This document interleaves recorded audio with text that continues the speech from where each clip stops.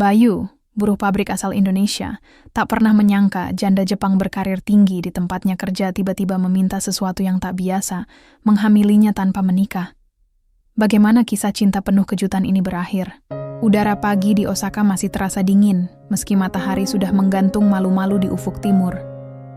Embun sisa hujan semalam masih menempel di jendela asrama pekerja, memburamkan pemandangan luar yang berwarna abu-abu. Bayu bangun sebelum alarm, ponselnya berbunyi. Jam dinding menunjukkan pukul 04.30 pagi, namun tubuhnya sudah terbiasa dengan ritme itu. Ia bangkit dari kasur tipis yang menjadi alas tidurnya, lalu berjalan pelan ke kamar mandi bersama. Langkahnya tenang, berusaha tidak membangunkan dua rekan sekamarnya yang masih tertidur lelap. Setiap pagi, rutinitas Bayu tak pernah berubah. Ia mencuci muka, menggosok gigi, lalu menyeduh kopi instan murah yang ia beli di minimarket langganan. Kopi itu tidak enak, tapi cukup untuk menghangatkan tubuh dan memberi tenaga sebelum hari yang panjang dimulai. Sambil menyesap kopi, ia duduk di pinggir ranjang, menatap selembar foto keluarganya yang ia tempel di dinding. Wajah ibunya tersenyum di sana, bersama adik perempuannya yang masih SMA. Foto itu menjadi penyemangat utamanya. Segala peluh dan lelah, semuanya demi mereka. Bayu adalah seorang TKI dari Kediri, Jawa Timur. Sudah 3 tahun ia bekerja sebagai buruh pabrik otomotif di kawasan industri Osaka. Usianya masih 27 tahun, namun wajahnya kerap terlihat lebih tua karena beban hidup yang dipikulnya. Ayahnya sudah lama meninggal, dan sejak saat itu, ia menjadi tulang punggung keluarga. Kepergiannya ke Jepang bukan karena ambisi, tapi kebutuhan. Ia bukan tipe pemimpi besar. Hidup baginya adalah tentang tanggung jawab dan pengorbanan. Di pabrik tempatnya bekerja, Bayu dikenal sebagai pekerja teladan. Ia jarang mengeluh, selalu datang tepat waktu, dan tidak pernah mencari masalah. Atasan Jepang menyukainya karena kedisiplinannya, sementara teman-teman sesama TKI menaruh hormat padanya karena sikap rendah hati dan kesederhanaannya. Ia bukan orang yang banyak bicara, tapi sekali ia mengutarakan sesuatu, semua mendengarkan. Di antara kerumunan orang asing, Bayu adalah sosok yang menenangkan. Meski sudah 3 tahun tinggal di Jepang, Bayu belum banyak mengenal budaya setempat.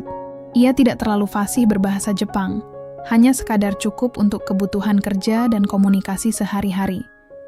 Di luar jam kerja, ia lebih banyak menghabiskan waktu di kamar atau berbincang dengan rekan-rekan TKI lain dari Indonesia. Ia jarang keluar untuk bersenang-senang. Bukan karena tidak ingin, tapi karena merasa itu bukan prioritas. Gajinya, hampir 80% langsung ia kirim ke kampung halaman setiap bulan. Sisanya, untuk makan, transportasi, dan sedikit tabungan.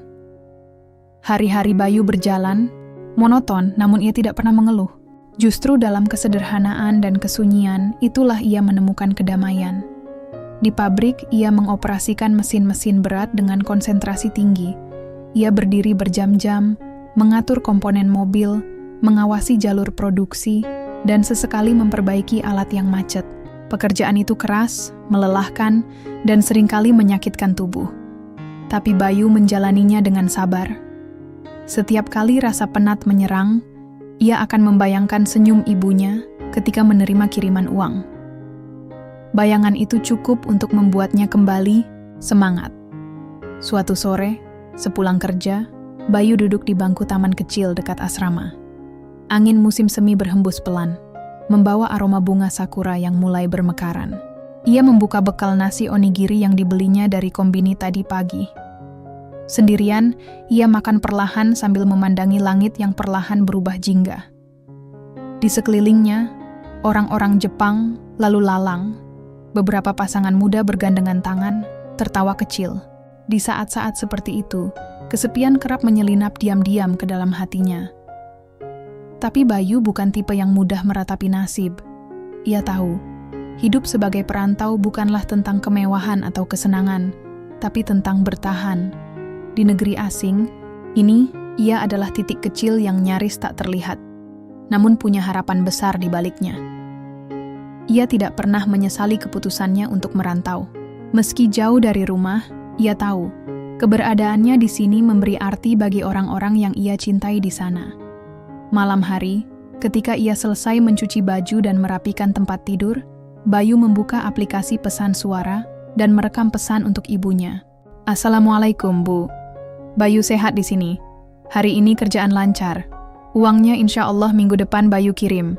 Jaga kesehatan ya, Bu. Jangan lupa makan. Bayu kangen tapi Bayu kuat kok di sini." Suara itu lirih tapi penuh keteguhan. Ia menekan tombol kirim, lalu mematikan lampu dan berbaring menghadap dinding. Di balik tirai jendela, lampu-lampu kota Osaka berkerlip seperti bintang. Bayu menatapnya dalam diam, berpikir tentang esok hari yang akan datang lagi dengan rutinitas yang sama. Ia tidak tahu bahwa takdir sedang bersiap menyuguhkan cerita baru dalam hidupnya. Cerita yang tak pernah ia duga akan datang dari tempat kerja yang selama ini hanya ia anggap ladang mencari nafkah. Cerita tentang seorang wanita asing yang akan mengubah jalan hidupnya secara perlahan. Dan tanpa ia sadari, membuat hatinya belajar arti cinta untuk pertama kali. Wanita itu adalah Kaori Nakamura.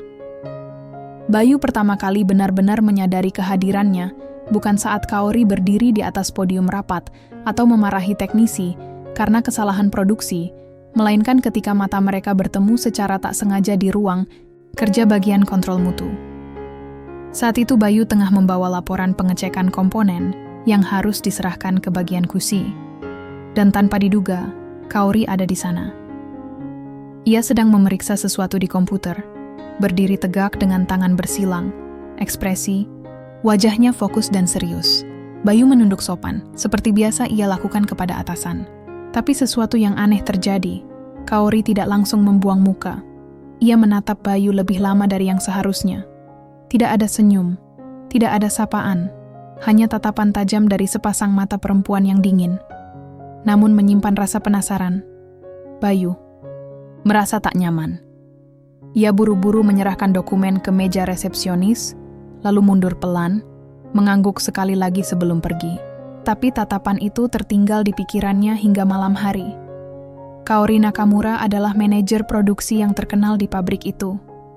Bagi para pekerja, terutama buruh lokal dan TKI, Kaori seperti tembok besar. Tak tersentuh, tak bisa ditebak, dan sering menimbulkan ketegangan. Ia tidak suka basa-basi. Kata-katanya selalu to the point dan tajam. Tak banyak yang berani bicara santai dengannya. Bahkan para insinyur senior pun kerap terlihat kikuk saat berada di dekatnya. Usianya sekitar pertengahan 30-an.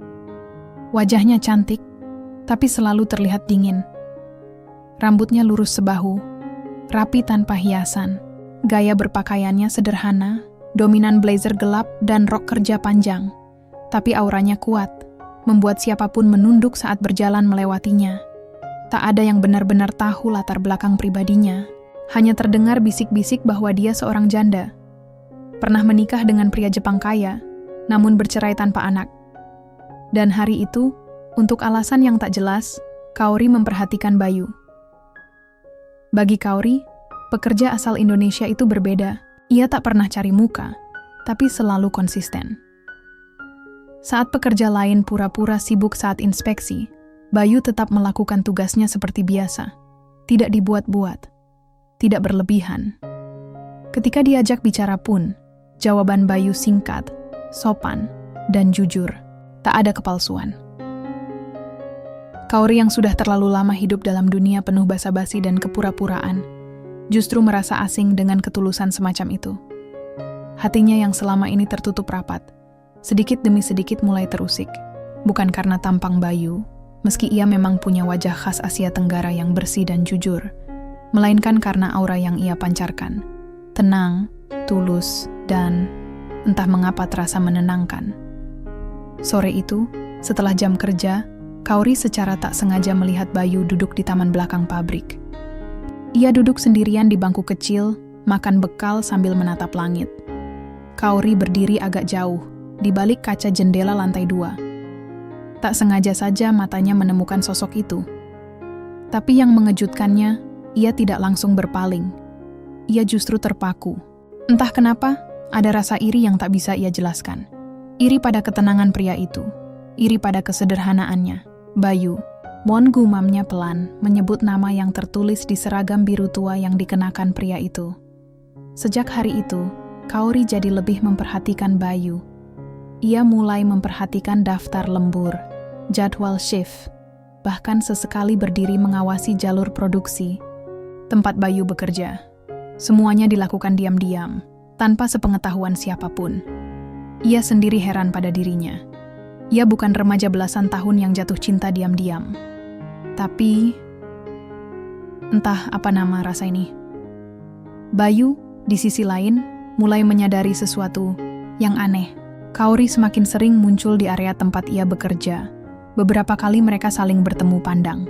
Tatapan Kaori tetap sama, tajam dan dingin. Tapi ada sesuatu yang berbeda. Seolah-olah tatapan itu menyimpan pertanyaan yang belum sempat diucapkan. Tatapan yang membuat Bayu merasa dilihat. Bro, ujar Rio, teman TKI-nya yang usil, suatu siang saat istirahat. Lo sadar nggak? Manajer galak itu sekarang sering banget muncul deket-deket lo. Bayu tertawa kecil, mencoba mengabaikan. Enggak lah. Mungkin kebetulan aja. Kebetulan? Setiap hari? Rio menyipitkan mata. Wah, jangan-jangan dia naksir lo tuh. Bayu hanya geleng-geleng sambil mengunyah makan siangnya. Jangan aneh-aneh. Dia manajer, gue cuman buruh biasa. Tapi di dalam hati, Bayu mulai bertanya-tanya. Apakah benar semua ini hanya kebetulan? Beberapa hari kemudian, sebuah kejadian kecil membuat jantung Bayu berdetak lebih cepat dari biasanya. Saat ia selesai memindahkan kotak komponen ke rak logistik, Kaori tiba-tiba muncul dari lorong. Mereka hampir bertabrakan. Bayu langsung membungkuk, meminta maaf. Tapi Kaori hanya berdiri diam beberapa detik, menatapnya. Lalu untuk pertama kalinya, ia berkata langsung kepada Bayu. Kamu orang Indonesia ya? Bayu mengangguk, agak gugup. Iya, saya dari Kediri, Jawa Timur. Kaori tampak berpikir sejenak, lalu berkata pelan. Kediri. Aku pernah dengar itu. Tempat yang tenang, ya? Bayu mengangguk lagi, bingung kenapa Kaori mengajaknya bicara. Tapi belum sempat ia menjawab, Kaori sudah melangkah pergi tanpa menoleh lagi. Percakapan singkat itu mengganggu pikiran Bayu sepanjang hari. Ada sesuatu dalam nada suara Kaori, tidak seperti manajer yang biasanya. Lebih lembut, lebih manusiawi. Malam itu, Bayu kembali duduk di taman kecil di belakang pabrik. Tapi kali ini, ia merasa ada mata yang memperhatikannya dari kejauhan. Ia menoleh sesekali, namun tidak melihat siapapun. Hanya angin semilir dan bau bunga sakura yang menyapa pelan. Bayu tak tahu bahwa sejak hari itu, hidupnya akan berubah. Perempuan dingin yang semula hanya sosok di balik meja manajer itu, perlahan akan masuk ke dalam dunianya. Dan semuanya akan berawal dari satu hal kecil. Perhatian. Beberapa hari setelah percakapan singkat itu, Bayu mendapati dirinya semakin sering bertemu Kaori di area pabrik. Namun bukan lagi tatapan diam atau pengawasan biasa, melainkan interaksi langsung yang terasa canggung, namun mengundang rasa penasaran. Suatu pagi, ketika Bayu sedang sibuk mengatur komponen mesin di jalur produksi, langkah ringan terdengar dari belakangnya. Ia menoleh dan melihat Kaori berdiri, memegang selembar kertas kecil. Kamu punya waktu sebentar? Tanya Kaori dengan suara lembut, yang jarang terdengar dari dirinya. Bayu terkejut. Biasanya Kaori tak pernah berbicara langsung seperti itu, apalagi meminta waktu secara personal. Dengan hati-hati, ia mengangguk. Iya, tentu. Mereka melangkah ke ruang istirahat karyawan yang kosong. Kaori duduk di salah satu kursi, sementara Bayu berdiri canggung di depannya. Kaori menghela napas panjang, lalu mulai membuka percakapan. Aku ingin berbicara tentang sesuatu yang agak sulit dan agak pribadi. Bayu terdiam, menunggu dengan penuh perhatian. Aku sudah lama merasa kesepian, kata Kaori. Matanya menatap jauh keluar jendela. Sejak bercerai 2 tahun lalu, aku hidup sendiri. Jabatan ini, pekerjaan ini, menyita banyak waktu, tapi tidak bisa menggantikan apa yang hilang dari hidupku. Bayu terkejut mendengar pengakuan itu. Sosok yang selama ini ia anggap dingin dan tak terjangkau, ternyata punya luka yang tersembunyi. Kaori menoleh, tatapannya menembus langsung ke mata Bayu. Aku ingin punya anak, tapi aku tidak ingin menikah lagi. Tidak sekarang, mungkin tidak pernah. Bayu membeku, tidak tahu harus berkata apa. Permintaan itu begitu asing baginya. Ia hanya buruh pabrik biasa, sementara Kaori adalah wanita dengan karir cemerlang dan kehidupan sosial yang kompleks. Tapi aku ingin kamu menghamiliku, ujar Kaori dengan suara pelan, nyaris berbisik. Bayu merasa dunia seolah berhenti berputar. Kalimat itu terus terngiang di kepalanya, membuat jantungnya berdetak lebih cepat dari biasanya. Kenapa aku? Kenapa kamu memilih aku? Tanya Bayu, suaranya bergetar. Kaori tersenyum kecil, senyum yang jarang sekali muncul di wajahnya. Karena kamu berbeda, Bayu. Aku melihat ketulusan dan kejujuran dalam dirimu. Aku percaya kamu bisa mengerti aku tanpa banyak kata-kata. Bayu menunduk, menahan perasaan campur aduk yang sulit diungkapkan. Di satu sisi, ia merasa terhormat tapi juga bingung dan takut. Di sisi lain, ada sesuatu yang aneh. Rasa hangat yang mulai tumbuh, membuatnya merasa hidupnya tidak lagi sepi. Aku tahu ini tidak biasa, lanjut Kaori. Aku tidak meminta janji pernikahan, tidak meminta ikatan resmi. Aku hanya ingin menjadi ibu, dan aku berharap kamu mau membantuku. Bayu terdiam lama. Pikiran berputar seperti badai. Ia mengingat keluarganya di Kediri, doa ibunya, serta norma-norma yang selama ini ia pegang teguh. Namun, ada juga suara hati kecil yang mengatakan bahwa mungkin ini adalah kesempatan baginya untuk menemukan arti baru tentang hidup dan cinta. Beri aku waktu untuk memikirkannya. Akhirnya Bayu berkata pelan. Kaori mengangguk. Wajahnya menunjukkan campuran harap dan lega. Aku menghargai itu. Setelah pertemuan itu, Bayu merasa beban berat di pundaknya. Ia tidak bisa tidur nyenyak. Mimpinya dipenuhi gambaran Kaori. Wajahnya yang serius tapi lembut, permintaan yang mengguncang dunia Bayu, dan ketidakpastian masa depan.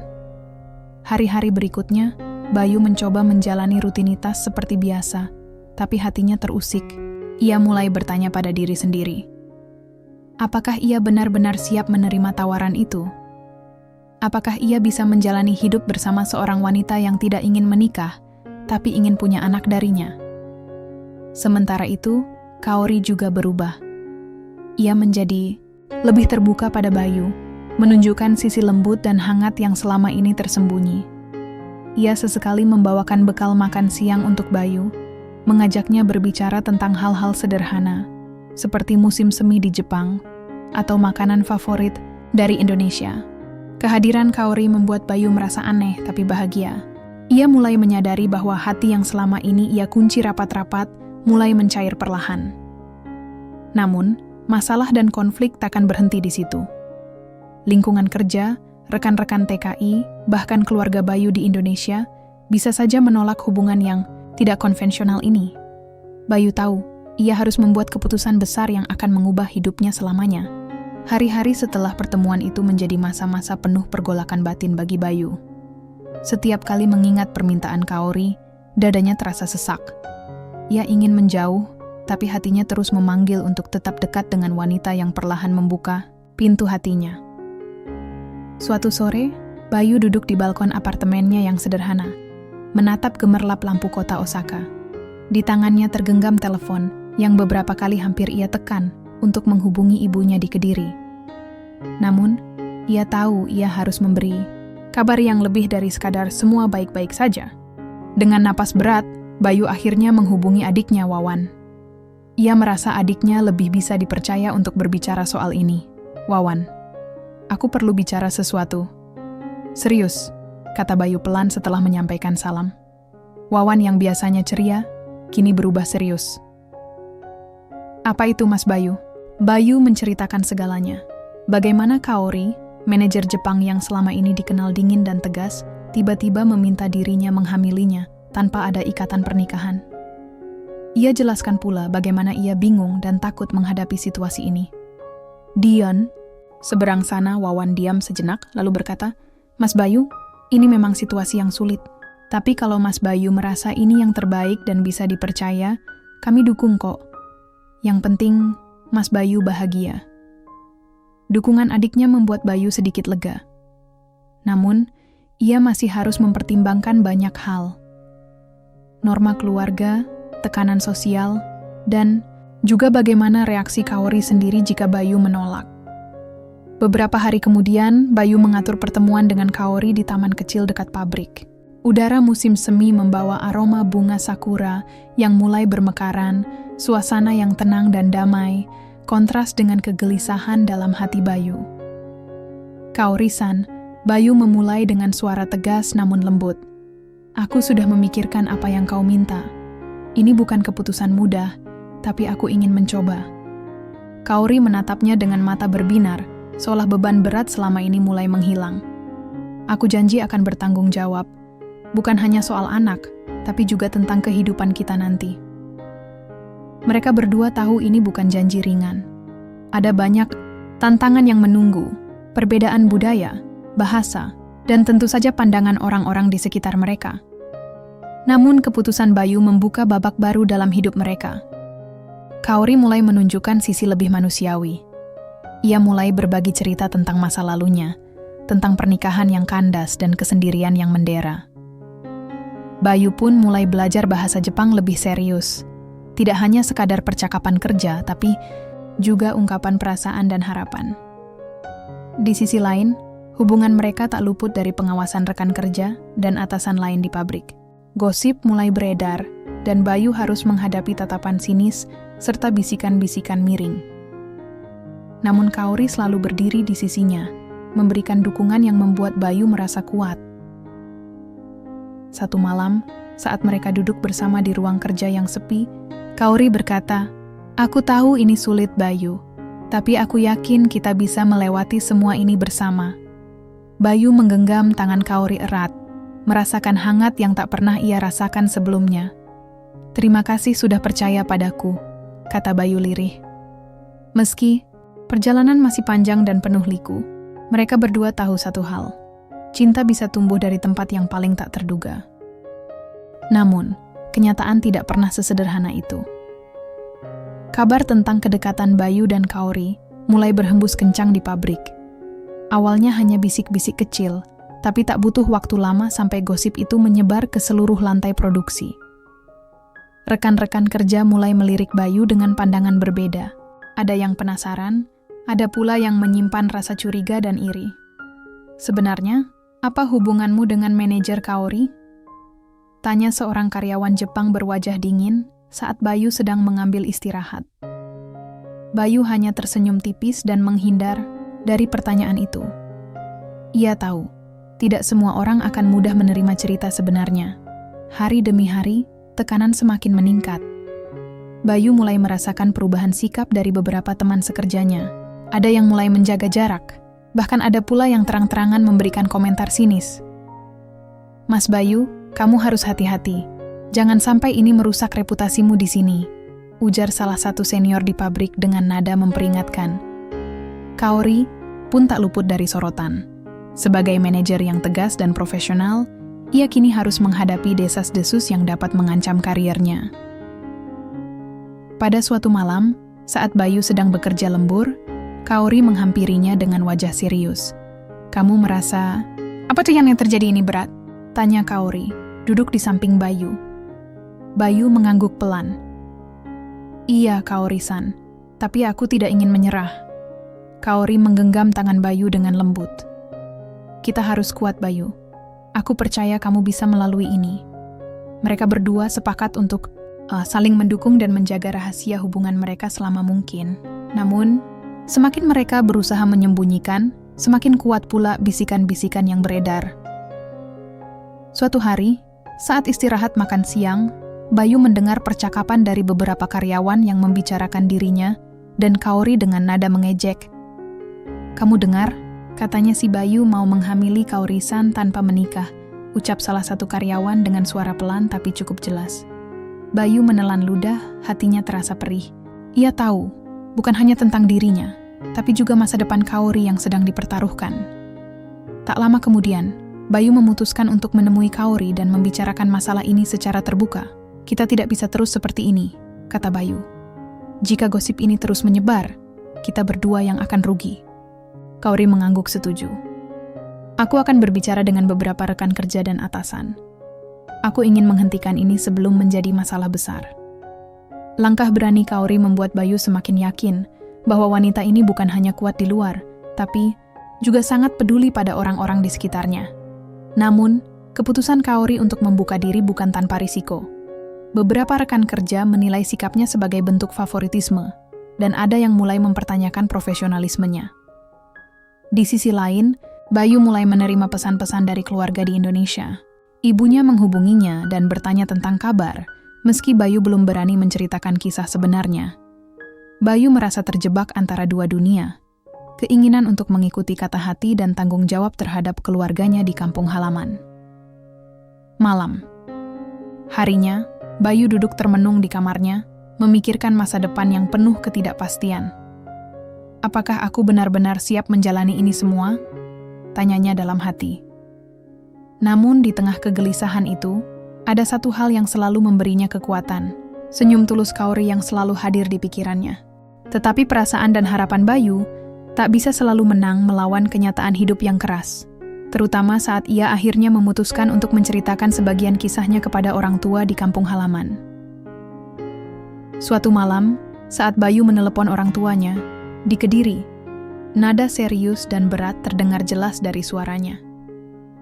"Bapak, Ibu, aku harus jujur tentang sesuatu yang penting." Orang tuanya, terutama sang ibu, mendengarkan dengan penuh perhatian dan keprihatinan. Bayu berusaha menjelaskan tentang Kaori, tentang permintaan yang tak biasa itu, dan tentang dilema yang sedang dihadapinya. "Bayu, kamu harus pikirkan baik-baik. Jangan sampai keputusanmu ini membawa masalah besar." Suara ibunya terdengar, lembut tapi tegas. Bayu mengangguk meskipun mereka tidak bisa melihatnya. "Aku tahu, Bu. Tapi aku merasa ini bukan hal yang salah. Aku ingin bertanggung jawab." Perbincangan itu membuka babak baru dalam kehidupan Bayu. Orang tua dan keluarganya tidak serta-merta menerima. Mereka khawatir akan masa depan Bayu, terutama soal nama baik keluarga dan tekanan sosial di kampung. "Ini sulit, Nak. Tapi kami percaya kamu bisa melewati semuanya," ujar bapaknya memberi semangat walaupun jelas rasa khawatir tetap menggelayut. Kembali ke Osaka, Bayu merasa beban semakin berat. Di kantor, tekanan dari gosip tidak berkurang, malah kadang terasa makin tajam. Suatu hari, saat Bayu sedang bekerja, salah satu rekan Indonesia di pabrik mendekatinya dengan ekspresi serius. "Bro, aku dengar kabar dari teman-teman di sini. Mereka mulai bertanya-tanya tentang hubunganmu dengan Kaori." Bayu menarik napas panjang. "Aku tahu dan aku sudah siap menghadapi itu." Namun, dalam hatinya, Bayu merasa lelah. Ia tahu bahwa menjalani kisah cinta yang tak biasa ini tak semudah yang dibayangkan. Kaori di sisi lain juga mengalami tekanan yang sama. Sebagai manajer, ia harus menjaga citranya, menghadapi komentar miring, dan menahan pandangan orang yang mempertanyakan keputusannya. Suatu sore, saat mereka bertemu di taman kecil yang dulu menjadi tempat pertemuan mereka, Kaori mengeluh, "Kadang aku merasa sendirian, Bayu. Tidak mudah jadi wanita yang berbeda dari kebanyakan orang." Bayu menggenggam tangan Kaori erat. "Kita tidak sendiri, Kaori. Aku akan selalu ada untukmu." Namun, kebersamaan mereka tak lepas dari konflik internal yang semakin membara. Bayu mulai merasa terpecah antara rasa tanggung jawab kepada Kaori dan keluarganya, serta tekanan sosial yang mengintai dari berbagai sisi. Di satu sisi, ia ingin menjaga cinta yang tumbuh perlahan, namun di sisi lain, ia takut kehilangan orang-orang yang dicintainya di kampung. Malam itu, Bayu menulis pesan panjang kepada Kaori. Ia mengungkapkan semua keraguannya, ketakutannya, dan juga harapannya. Kaori membalas dengan kata-kata penuh pengertian dan janji bahwa mereka akan melalui semuanya bersama. Meski badai masalah menghadang, cinta mereka semakin kuat. Mereka mulai belajar menerima kenyataan, berjuang untuk masa depan yang belum pasti, namun penuh harapan. Namun kenyataan hidup di pabrik dan lingkungan sekitar tidak memberikan ruang bagi Bayu dan Kaori untuk bernapas lega. Hari-hari Bayu dipenuhi dengan tatapan sinis dan bisik-bisik yang tak kunjung henti. Beberapa rekan kerja bahkan mulai memperlihatkan sikap diskriminatif secara halus. "Bayu, kamu harus lebih berhati-hati. Jangan sampai ini jadi masalah besar di kantor," pesan dari seorang senior yang dulu dekat dengannya. Bayu mencoba tetap fokus pada pekerjaannya, tetapi tekanan itu membuatnya merasa tersudut. Di sisi lain, Kaori menghadapi masalah serupa. Sebagai manajer, ia harus mempertahankan wibawa dan profesionalisme di tengah gosip yang terus beredar. Salah satu rekan manajernya, Takeshi, mulai menunjukkan sikap tidak bersahabat. Ia menganggap keputusan Kaori untuk dekat dengan Bayu sebagai bentuk pelanggaran aturan perusahaan. "Kaori-san, kamu harus ingat posisi kita di sini. Jangan biarkan urusan pribadi mengganggu pekerjaan," ujar Takeshi dengan nada dingin. Kaori berusaha menjawab dengan tenang. "Aku bisa membedakan antara pekerjaan dan urusan pribadi, Takeshi-san." Namun, suasana kerja menjadi semakin tidak nyaman. Suatu hari, Bayu mendapat panggilan dari HRD. Ia dipanggil untuk membicarakan isu yang sedang beredar terkait dirinya dan Kaori. Hatinya berdebar. Apakah ini akhir dari perjalanan mereka? Di ruang HRD, Bayu bertemu dengan kepala HR, seorang wanita paruh baya yang ramah namun tegas. "Bayu-san, kami mendengar beberapa keluhan dan kekhawatiran dari karyawan lain. Kami ingin mendengar dari kamu langsung, agar situasi ini bisa diselesaikan dengan baik." Bayu dengan jujur menceritakan hubungan dan kesepakatan yang telah dibuat dengan Kaori. "Saya paham ini tidak biasa, tapi kami berdua saling menghormati dan berkomitmen," kata Bayu penuh harap. HRD mengangguk pelan. "Kami akan mempertimbangkan hal ini, tapi tolong pastikan agar urusan pribadi tidak mengganggu pekerjaan." Keluar dari kantor HRD, Bayu merasa lega sekaligus cemas. Sementara itu, Kaori juga menghadapi tekanan dari atasannya. Direksi perusahaan mempertanyakan profesionalismenya. Namun, ada juga rekan-rekan yang mulai memahami dan memberi dukungan. Salah satunya adalah Mika, seorang wanita muda yang bekerja di bagian administrasi. "Kamu hebat, Kaori-san. Tidak semua orang berani melakukan apa yang kamu lakukan," ujar Mika dengan penuh kekaguman. Kehangatan kecil dari Mika membuat Kaori merasa tidak sendiri. Di tengah masalah yang menumpuk, Bayu dan Kaori berusaha saling menguatkan. Mereka menyadari bahwa cinta yang mereka jalin adalah pilihan sulit yang butuh perjuangan ekstra. Bayu mulai lebih giat belajar bahasa Jepang dan budaya, demi bisa lebih dekat dengan Kaori dan mengatasi jurang perbedaan. Kaori juga mulai membuka diri kepada teman-teman. Dekatnya, mencoba menjelaskan keadaan sebenarnya. Malam itu, di apartemen kecil mereka, Bayu dan Kaori duduk bersama, menikmati secangkir teh hangat. "Kita harus terus berjuang, Bayu," kata Kaori sambil tersenyum. Bayu menggenggam tangan Kaori erat. "Aku tidak akan menyerah. Mereka tahu jalan ke depan tidak mudah, tapi bersama-sama mereka siap menghadapi segala tantangan." Namun, tak lama setelah itu, sebuah ujian tak terduga datang menghampiri hubungan Bayu dan Kaori yang selama ini mulai tumbuh kuat. Suatu pagi di pabrik, saat Bayu sedang menjalankan tugasnya, tiba-tiba seorang karyawan baru yang belum lama bergabung, Hiroshi, datang menghampirinya dengan ekspresi serius. "Kita perlu bicara, Bayu-san," kata Hiroshi dengan suara rendah. Bayu merasa ada sesuatu yang tidak beres. Mereka berjalan ke area yang agak sepi dan Hiroshi mulai membuka pembicaraan. "Aku dengar gosip tentang kamu dan Kaori-san. Banyak yang meragukan hubungan itu, dan aku harus memberitahumu ada beberapa pihak yang mulai memantau kalian." Bayu menahan amarah dan rasa cemas. "Kenapa kalian peduli dengan urusan pribadi kami?" Hiroshi menggeleng. "Ini bukan hanya urusan pribadi.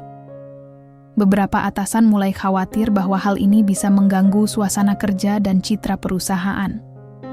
Mendengar itu, Bayu merasa beban di pundaknya makin berat. Tidak hanya itu, beberapa hari kemudian, seorang wartawan lokal yang sedang menulis artikel tentang tenaga kerja asing di Jepang mulai menanyakan tentang hubungan Bayu dan Kaori. Tiba-tiba, kisah mereka terancam tersebar ke publik.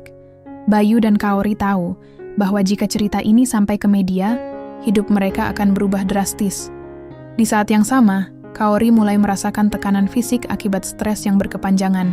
Ia sering mengalami kelelahan dan rasa mual, yang kemudian diketahui sebagai tanda awal kehamilan.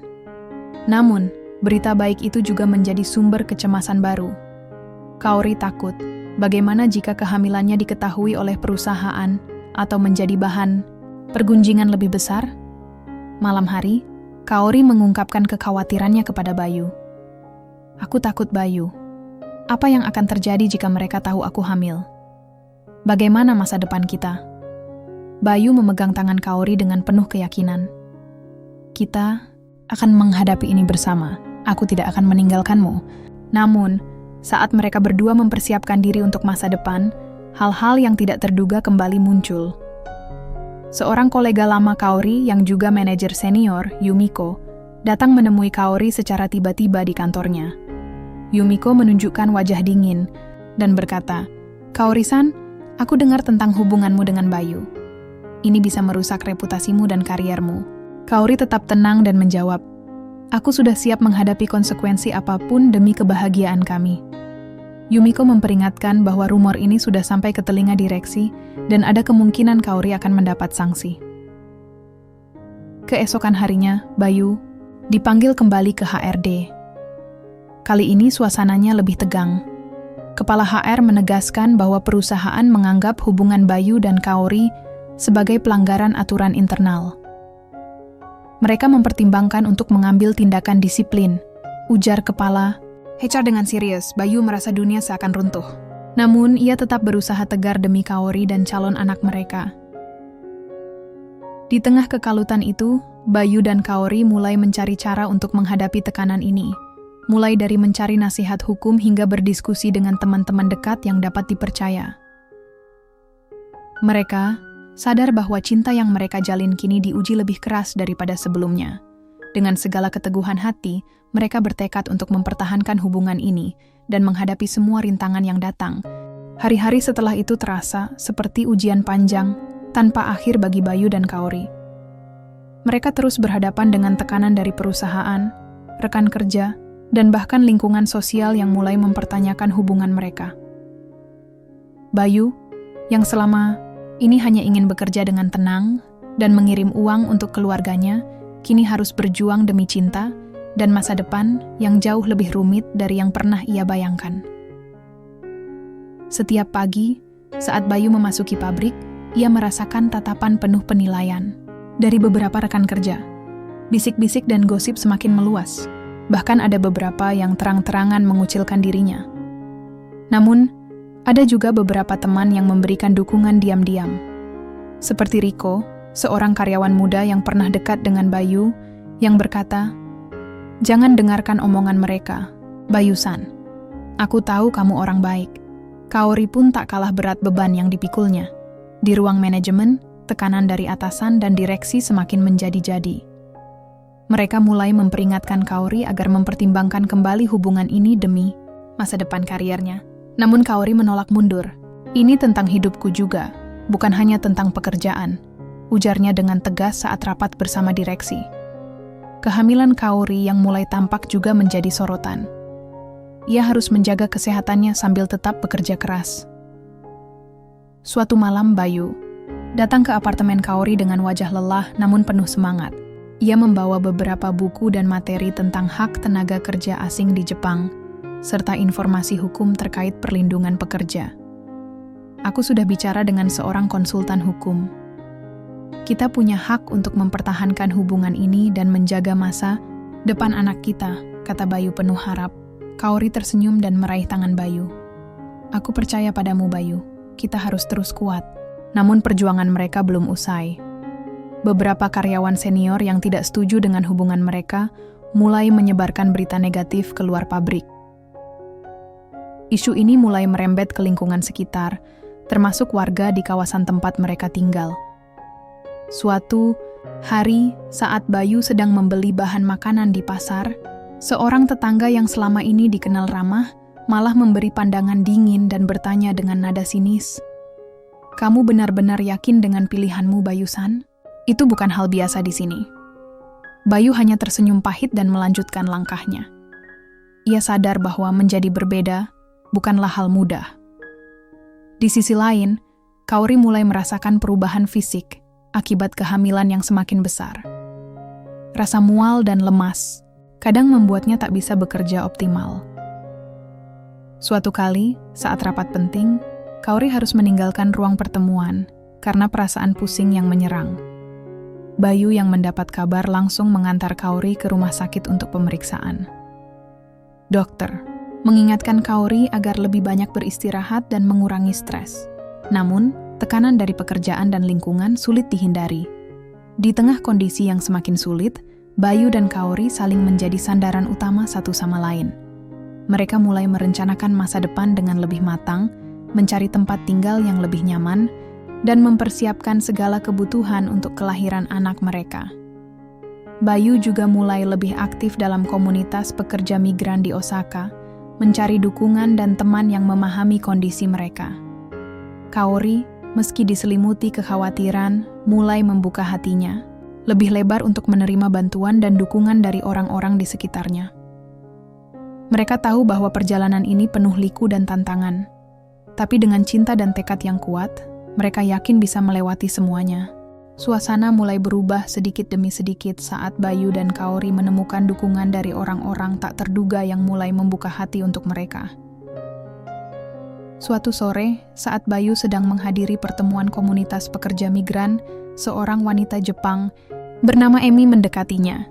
Emi adalah relawan yang aktif membantu tenaga kerja asing agar bisa beradaptasi dengan lingkungan Jepang. Ia mendengar kisah Bayu dan Kaori dari mulut ke mulut. "Kamu berani dan kuat, Bayu-san," kata Emi dengan senyum hangat. "Kalau kamu butuh bantuan atau nasihat, aku selalu siap membantu." Bayu merasa lega dan terharu. Ini adalah pertama kalinya ia merasakan dukungan langsung dari seseorang di luar lingkaran kerja dan teman dekat. Sementara itu, di pabrik, beberapa rekan kerja mulai berubah sikap. Mika, yang sebelumnya hanya memberi dukungan kecil, kini semakin terbuka membantu. Kaori mengatasi tekanan pekerjaan. "Kita harus saling jaga, Kaori-san. Aku dan beberapa teman sudah bicara dengan manajemen untuk meringankan bebanmu," ujar Mika penuh semangat. Kaori merasa ada angin segar yang mulai masuk ke dalam kehidupannya, yang selama ini penuh ketegangan. Suatu hari, di kantor manajemen, Kaori menerima telepon dari seorang eksekutif senior yang selama ini dikenal sangat konservatif. "Kaori-san, saya ingin bertemu dan berbicara.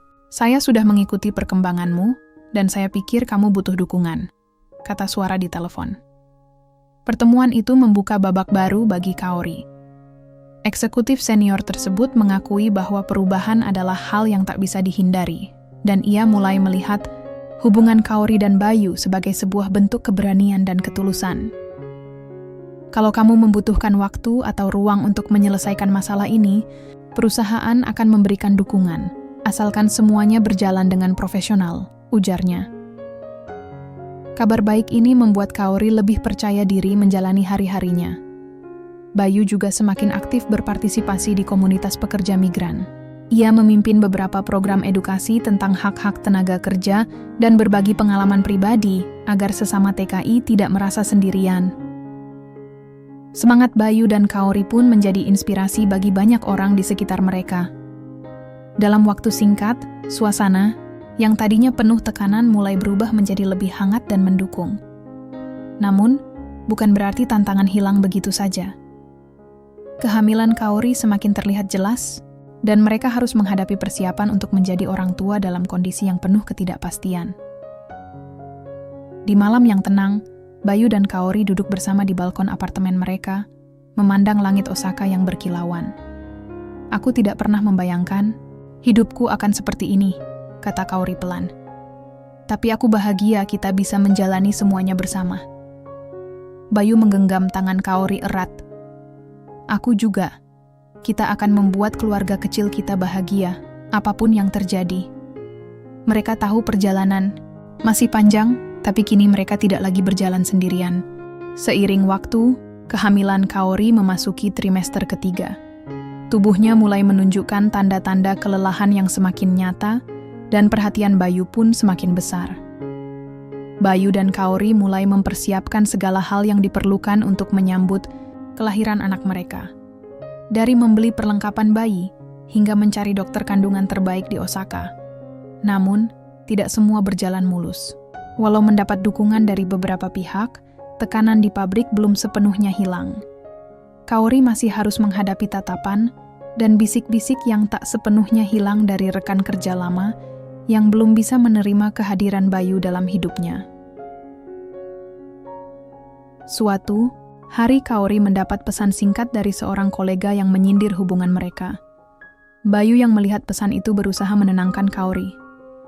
Jangan biarkan mereka merusak kebahagiaan kita. Kita sudah sejauh ini. Mereka juga menghadapi kendala administrasi, karena status pernikahan mereka yang belum diakui secara resmi di Jepang membuat proses asuransi dan dokumen medis menjadi rumit. Bayu berusaha keras mengurus semua dokumen tersebut, seringkali harus bolak-balik ke kantor pemerintahan dan rumah sakit, berkomunikasi dengan bahasa Jepang yang belum terlalu fasih ia kuasai. Di tengah kesibukan itu, muncul kekhawatiran tentang bagaimana nantinya kehidupan mereka setelah sang anak lahir.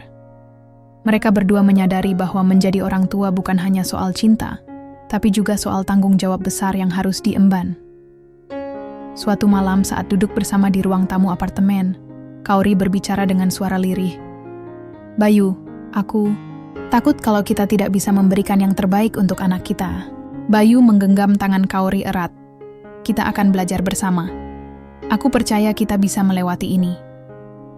Kekuatan cinta dan komitmen mereka menjadi fondasi utama yang menguatkan mereka menghadapi tantangan. Selain itu, Bayu juga mulai memikirkan untuk melangkah lebih jauh, mungkin mendaftarkan pernikahan mereka secara resmi, agar semua urusan administrasi menjadi lancar. Namun, hal ini juga bukan perkara mudah, karena perbedaan budaya dan aturan hukum yang cukup kompleks. Sementara itu, Kaori mulai menghadiri kelas persiapan melahirkan di rumah sakit, belajar bagaimana menjadi ibu yang baik, sekaligus menyiapkan diri menghadapi persalinan. Di kelas itu, ia bertemu dengan beberapa wanita Jepang yang ramah dan mulai membangun lingkaran, pertemanan yang membuatnya merasa lebih tenang. Bayu pun tidak ingin kalah. Ia mengikuti beberapa pelatihan singkat untuk belajar menjadi ayah yang baik, dari merawat bayi hingga cara memberi dukungan kepada istri saat proses melahirkan nanti. Hari-hari semakin mendekati momen yang paling mereka nanti-nantikan, tapi juga paling menegangkan. Satu kejadian kecil membuat Bayu dan Kaori semakin sadar bahwa mereka perlu lebih banyak dukungan. Saat sedang jalan-jalan di taman, Kaori tiba-tiba merasakan kontraksi palsu yang membuatnya panik. Bayu segera membawanya ke rumah sakit, di mana dokter menjelaskan bahwa ini adalah tanda persiapan tubuh untuk persalinan, namun Kaori harus tetap waspada dan menjaga kesehatan. Momen itu membuat mereka semakin sadar bahwa persiapan fisik dan mental sangat penting. Dengan tekad bulat, mereka berdua mulai menata masa depan yang lebih pasti, berharap kelahiran anak mereka membawa kebahagiaan baru yang tak tergantikan. Hari yang ditunggu-tunggu akhirnya datang. Kaori merasakan kontraksi yang semakin intens sejak dini hari. Bayu, yang sudah siaga, segera membantu Kaori bersiap menuju rumah sakit. Dalam perjalanan menuju ruang bersalin, Bayu terus memegang tangan Kaori, memberikan semangat dan ketenangan. Rasa gugup bercampur bahagia meliputi keduanya. Sesampainya di rumah sakit, dokter dan perawat sudah siap menyambut kelahiran si kecil. Kaori menjalani proses persalinan yang panjang dan melelahkan. Namun ia tetap kuat berkat dukungan tak henti dari Bayu. Selama proses itu, Bayu tak pernah lepas dari sisi Kaori, mengusap keningnya, berbicara lembut, dan menguatkan semangatnya. Momen-momen itu menjadi saksi nyata betapa besar cinta mereka. Setelah beberapa jam penuh perjuangan, tangisan bayi terdengar mengisi ruang bersalin. Bayu dan Kaori menatap dengan air mata kebahagiaan saat bayi perempuan mungil itu dibersihkan dan dibawa ke pelukan mereka. "Ini adalah hadiah terindah dalam hidup kita," bisik Kaori dengan suara bergetar. Bayu mengangguk, matanya tak bisa berhenti menatap sang buah hati yang baru lahir. "Kita sudah berhasil, Kaori." Seiring berjalannya hari, Mereka belajar banyak hal baru tentang menjadi orang tua. Bayu belajar mengganti popok dan membelai bayi dengan hati-hati. Sementara Kaori memulihkan tenaga dan memberikan ASI penuh cinta. Lingkungan sekitar yang dulu penuh tekanan kini mulai menunjukkan sikap yang lebih menerima. Beberapa rekan kerja mengirimkan ucapan selamat dan dukungan, perlahan membangun jembatan baru bagi hubungan mereka. Keluarga Bayu di Kediri pun ikut merasakan kebahagiaan yang tak terhingga lewat video call yang penuh haru dan tawa. Kami bangga padamu, Bayu. Jaga keluarga kecilmu baik-baik, kata Ibu Bayu dengan suara bergetar. Meski masih banyak tantangan menanti di depan, Bayu dan Kaori merasakan kekuatan baru yang mengalir dari cinta dan tanggung jawab mereka. Mereka pun mulai menyusun rencana untuk kehidupan yang lebih stabil, termasuk kemungkinan mendaftarkan pernikahan secara resmi dan memperbaiki status hukum agar masa depan anak mereka lebih terjamin. Momen kelahiran ini bukan hanya awal baru bagi Bayu dan Kaori sebagai pasangan, tapi juga sebagai keluarga kecil yang penuh harapan. Mereka tahu, dengan cinta dan kerjasama, tidak ada rintangan yang terlalu besar untuk dihadapi. Waktu berjalan dengan cepat setelah kelahiran bayi mereka. Bayu dan Kaori belajar menyeimbangkan antara pekerjaan, merawat anak, dan menjaga hubungan mereka tetap hangat. Bayu yang dulu hanya seorang buruh pabrik kini mulai dikenal sebagai sosok yang bertanggung jawab tidak hanya di pabrik, tapi juga dalam komunitas TKI dan lingkungan sekitar Kaori, yang selama ini dikenal tegas dan tertutup kini berubah menjadi wanita yang penuh kasih dan hangat, terutama dalam menjalani peran barunya sebagai ibu. Meski banyak rintangan, mereka saling menguatkan dan membangun impian bersama. Perlahan mereka mengurus proses administrasi pernikahan secara resmi agar status keluarga mereka diakui secara hukum. Prosesnya tidak mudah, tapi dengan bantuan Emi dan beberapa teman baru yang mereka dapatkan selama perjalanan, semuanya mulai terbuka. Salah satu momen penting adalah ketika Bayu dan Kaori mendapat kesempatan bertemu dengan pejabat imigrasi yang akhirnya mengerti situasi unik mereka. Dengan dokumen yang lengkap dan bukti kehamilan serta kelahiran anak, akhirnya mereka berhasil mendapatkan pengakuan resmi sebagai pasangan suami istri di Jepang. Ini bukan sekadar legalitas, tapi pengakuan atas cinta dan keluarga kecil yang mereka bangun dengan susah payah. Di pabrik, perlahan perubahan sikap juga mulai terlihat. Rekan kerja yang dulu meragukan kini memberikan hormat dan dukungan. Mika dan beberapa teman lainnya bahkan menjadi teman dekat yang kerap mengajak Bayu dan Kaori untuk makan bersama, atau sekadar bercanda ringan di sela-sela kerja. Suatu hari, di sebuah acara perayaan ulang tahun bayi, mereka yang pertama, suasana penuh kehangatan dan kebahagiaan menyelimuti keluarga kecil itu. Bayu melihat Kaori tersenyum dengan mata berbinar, sementara sang bayi tertawa riang bermain dengan mainan kesukaannya. Meskipun jalan kita tidak mudah, aku bahagia bisa melewati semuanya bersamamu, ujar Bayu lembut. Kaori membalas dengan pelukan hangat. Aku juga. Kamu bukan hanya suamiku, tapi sahabat dan pelindung keluarga kecil kita. Bayu dan Kaori tahu bahwa perjalanan mereka masih panjang, tapi dengan pondasi cinta yang kuat dan keluarga yang penuh dukungan, mereka siap menghadapi masa depan. Bayu pun semakin yakin bahwa dari awal yang sederhana sebagai buruh pabrik, kini ia telah menemukan makna kehidupan yang sesungguhnya, cinta, keluarga, dan kebahagiaan sejati. Cerita mereka menjadi inspirasi bagi banyak orang, terutama para tenaga kerja migran yang berjuang membangun kehidupan di negeri orang. Dan di kota Osaka, yang gemerlap itu, Bayu, Kaori, dan bayi kecil mereka menulis bab baru, penuh harapan, kebahagiaan, dan cinta abadi. Tamat.